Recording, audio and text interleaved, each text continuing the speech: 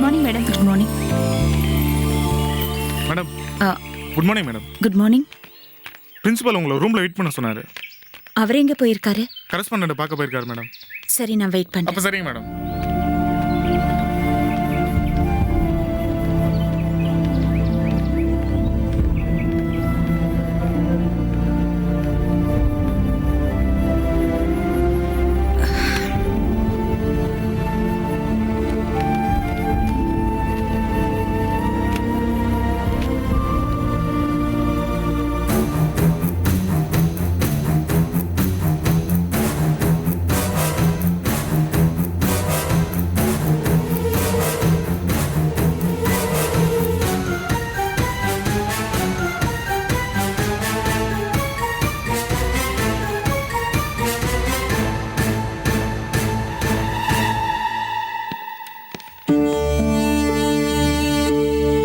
மாதவி,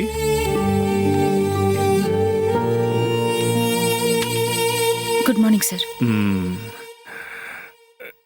எனக்கு என்ன சொல்லணும்னு தெரியலம்மா. இந்த பேப்பர்காரங்களுக்கு மனசாட்சிங்கிறது இல்லையா? உண்மை எழுதுறது தானே ஒரு பத்திரிகையோட தர்மம். இப்படி இல்லாததையும் பொல்லாததையும் எழுதி அவங்க என்னதான் சாதிக்க போறாங்களோன்னு தெரியல.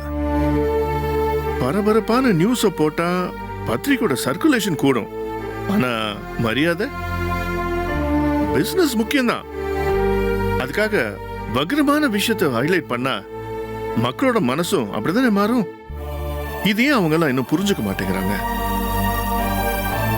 இன்ஃபேக்ட் நானும் நியூஸை காலையில படிச்சதும் ரொம்ப அப்செட் ஆயிட்டேன். ஆண்டியும் ரொம்ப புலம்பி தள்ளிட்டா.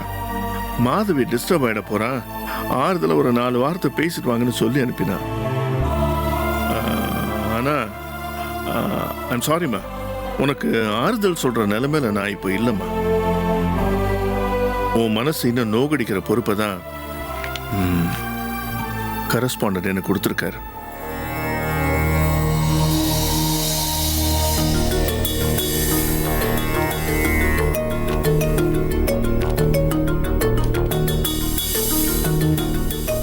என்ன சார் இது? உன்னோட சஸ்பென்ஷன் ஆர்டர்மா. காலேஜோட ஒழுக்க விதிமுறைகளை மீறி நீ நடந்திருக்கேன்னு மேனேஜ்மெண்ட் உன்னை 3 மாசத்துக்கு சஸ்பெண்ட் பண்ணி வச்சிருக்காங்க.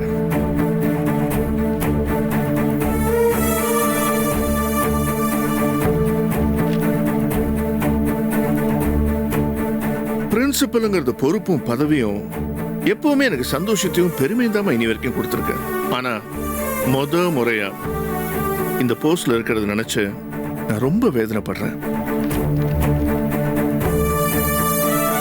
இன்னும் சொல்ல போனா முள்ளு மேல நிக்கிற மாதிரி ரொம்ப கஷ்டமா இருக்குமா.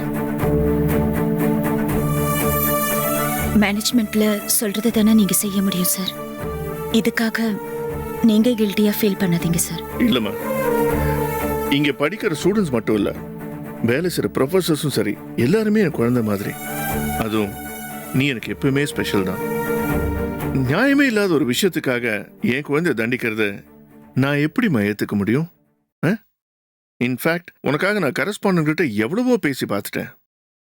அவருக்கும் உன்னை பத்தி நல்ல அபிப்பிராயம் தான். ஆனா எப்ப பேப்பர் வரைக்கும் இந்த நியூஸ் வந்துடுச்சோ காலேஜ் பேர் கெட்டு போயிடுமோன்னு பயந்துட்டார், அவ்வளவுதான்.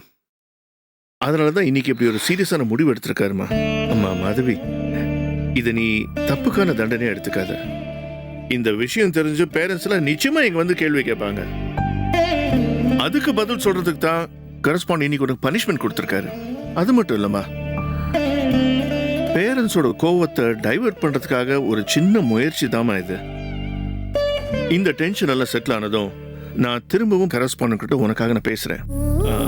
3 மாசங்கிறத குறைச்சு 2-3 வாரத்துல மறுபடியும் உன்னை திரும்ப சேர்த்துக்கிற மாதிரி நான் நிச்சயம் ஏற்பாடு பண்றேன். That's a promise. அது வரைக்கும் ப்ளீஸ் எனக்காக நீ கொஞ்சம் பொறுமையா இருக்கணுமா. உண்மை என்னன்னு நீ முதல்லயே கரஸ்பாண்டன்ட் கிட்ட சொல்லியிருந்தனா நிச்சயமா அவர் ஒன்று புரிஞ்சுக்கிட்டு இருப்பாரு. என்ன மாதிரி உனக்கும் நிச்சயமா சப்போர்ட்டிவா தான் இருந்திருப்பாரு.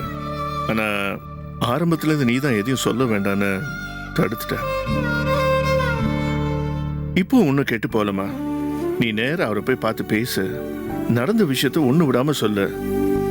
உன் பக்கம் இருக்கிற நியாயம் புரிஞ்சிருச்சுன்னா இதை கூட அவர் கேன்சல் பண்ண சான்சஸ் இருக்கு.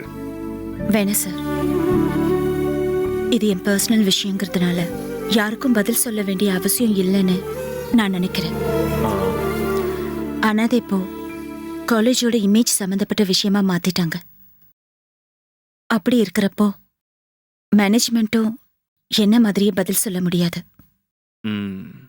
மேனேஜ்மெண்ட் ஆங்கிள் பாக்குறப்போ அவங்க செஞ்சதுதான் கரெக்ட். யார் மேலேயும் எனக்கு எந்த கம்ப்ளைண்ட்டும் இல்லை சார். நான் வரேன் sir. I'm extremely sorry, ma'am. It's okay sir.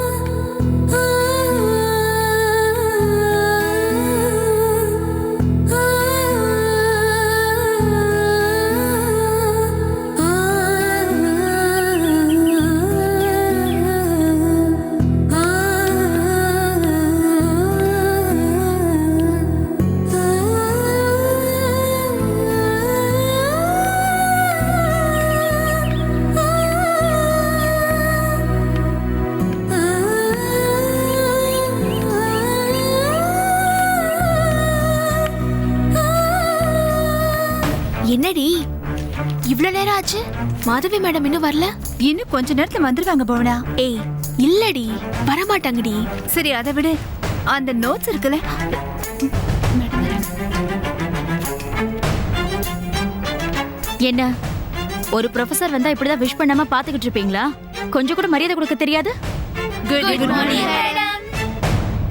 Good மார்னிங்க கூட உங்ககிட்ட கேட்டு வாங்க வேண்டியிருக்கு.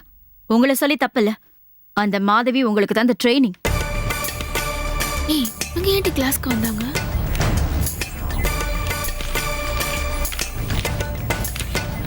ஏய் இவங்க தேர்ட் இயருக்கு தானடி போவாங்க. இங்க மாதவி மேடம் தானே எடுக்கணும். இன்னைக்கு இவங்க ஏன்டி மாறி வந்திருக்காங்க? அதாண்டி எனக்கும் புரியல. சரி இவங்க கிட்டே கேட்டுருவோமா?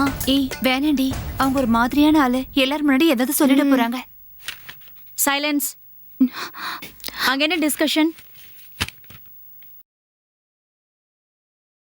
நீங்க பதில் சொல்லலைனாலும் எனக்கு தெரியும்.